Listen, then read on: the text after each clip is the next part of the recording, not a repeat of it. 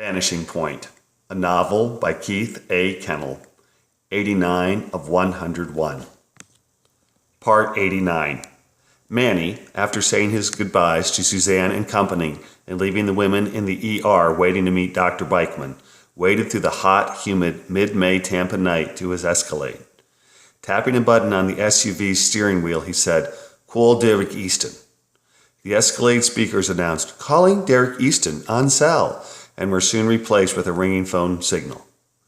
"Easton, Tasto," he announced, turning right and heading east on State Road 54. "I met with the kidnapper's ex and set her up with your Officer Rosenstock for an interview. I'm just pulling out of Trinity's Hospital's parking lot. Anything I can help with? Where are you?" "No, we got it. Just about to leave the bus depot. You didn't get a plate number or make on the van, did you? That helped with the APB. Nope, just that he's a piece of shit who turned Elohim in prison and has been hunting his ex and their little girl for years. For what the ex said, sounds like he's murdered a few. Very nice. So what, you're on Interlaken? I'm heading that way. You want me to bring you anything? Coffee? What?" Nah. Heading in. Don't worry about it. We got this. Go home. Hey, tell Penny hi. How are the girls?" "Fantastic. Make me feel young again. Say hey to Brownie. Stay safe and get this piece of crap, okay? Do my best on both. Later." As Manny cleared State Road 54's Dollar General store, the Pasco County Sheriff's District 3 office and Firehouse 15 became visible 100 yards to his right.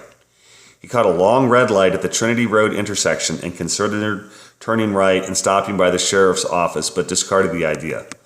"I'd done my part," he said to himself, continuing eastbound on State Road 54 with the traffic lights turned from red to green. "Pasco's finest have got this covered." "Jesus," he said to himself, a tenth of a mile later as he caught the community drive light red. "What is this? No good deed goes unpunished?"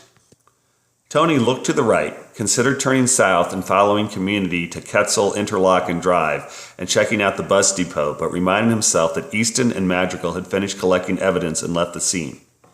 The light at community was short, and Tasto, after driving another half mile, came to the next traffic light.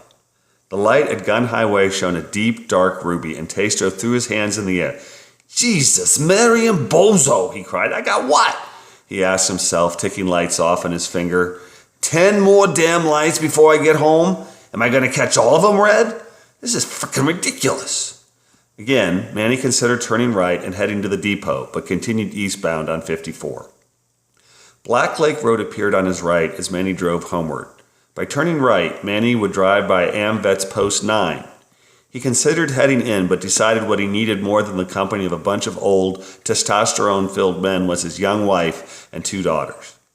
Manny traveled on, but his eyes scanned the mostly empty parking lot that was visible across the narrow 400-foot mowed grass distance that separated Black Lake Road from State Road 54. "What the hell?" he said to himself, slamming his right hand down, causing the Escalade's turn signal to flash. "Maybe I'll just stop him for a quick hello."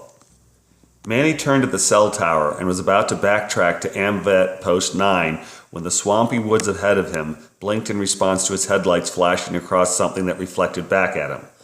"The hell was that?" he asked, more as a reflex than a concern.